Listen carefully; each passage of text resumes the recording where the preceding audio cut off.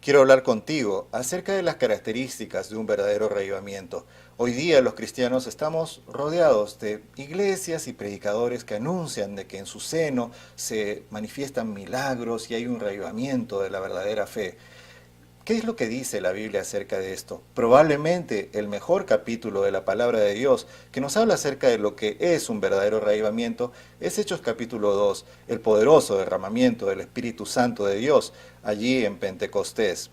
Una cosa debo decirte antes, el reavivamiento no es un elemento, es un resultado de la obra del Espíritu Santo de Dios en la iglesia.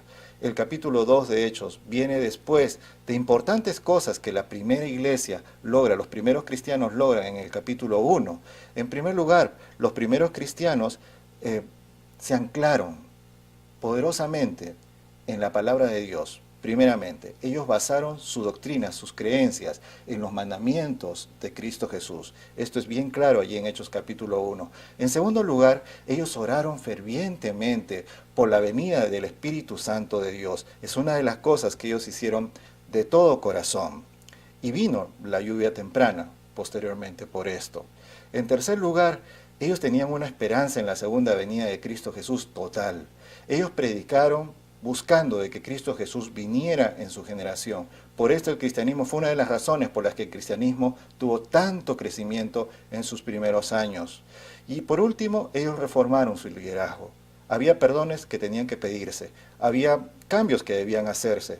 Todas estas cosas se hicieron y la estructura pequeña de la iglesia apostólica estuvo preparada para lo que vino después en el capítulo 2.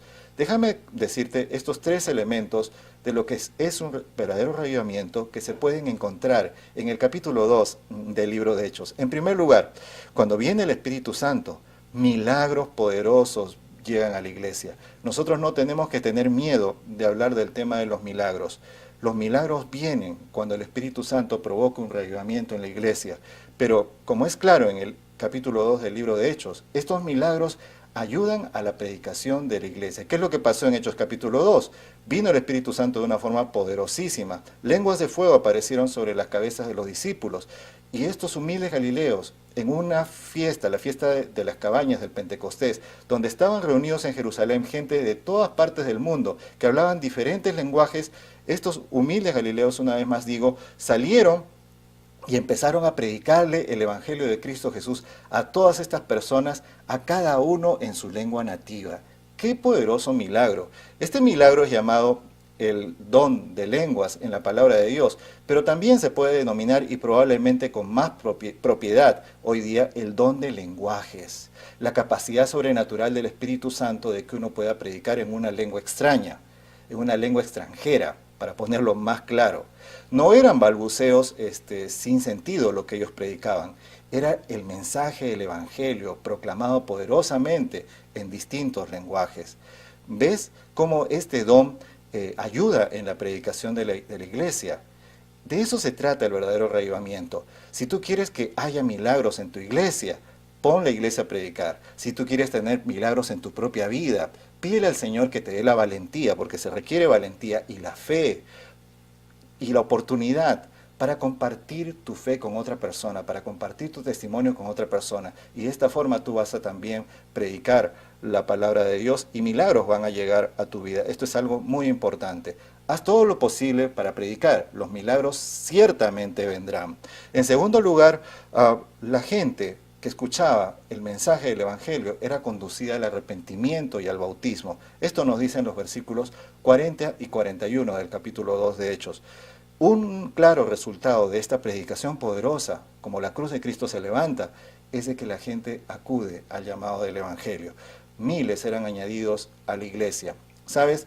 El reavivamiento genuino de un reavivamiento falso se parecen a veces. Hay gente que dice, nosotros no necesitamos instruir mucho a las personas nuevas en la iglesia porque mira lo que pasó en Pentecostés, en una sola tarde se bautizaron miles.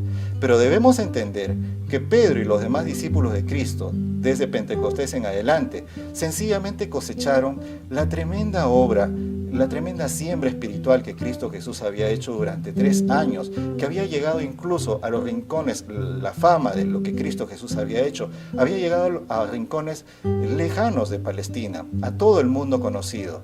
Entonces los discípulos sencillamente recogieron lo que el Maestro primero había dejado para ellos, y es por eso que estas personas fueron añadidas a la iglesia de esta forma tan especial.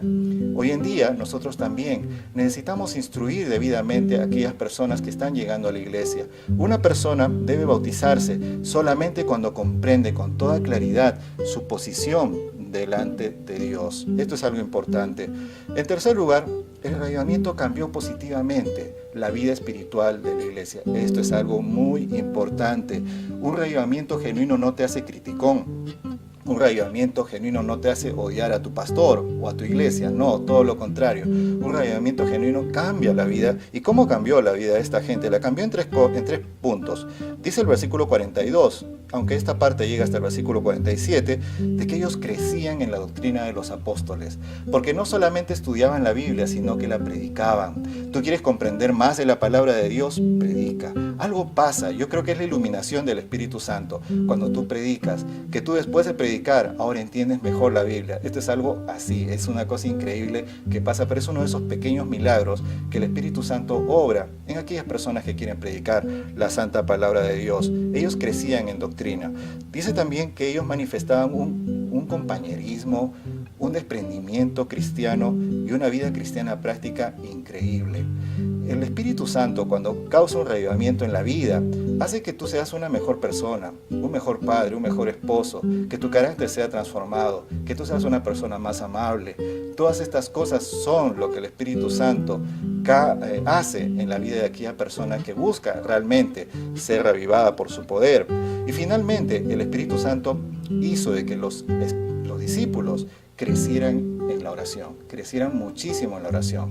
Claro, ahora ellos estaban predicando y tú cuando predicas necesitas orar, porque es una de las obras más lindas que hay, pero también es una obra importante y es una obra vital. Requiere mucha oración por varias razones. Tú quisieras experimentar un verdadero reavivamiento en tu vida, quisieras llevar a tu vida, a tu familia, a tu iglesia, hacia un verdadero reavivamiento dirigido por el Espíritu Santo de Dios. Busca a Cristo Jesús, busca su santa palabra, ora por la venida del Espíritu Santo a tu vida. Pide al Señor que tengas esa fe en la segunda venida de Cristo Jesús, que sea muy fuerte en tu corazón. Y finalmente, busca arreglar tu situación en la iglesia lo mejor posible, para de esta forma predicar con poder la palabra de Dios hasta que Cristo Jesús venga. Que Dios te bendiga.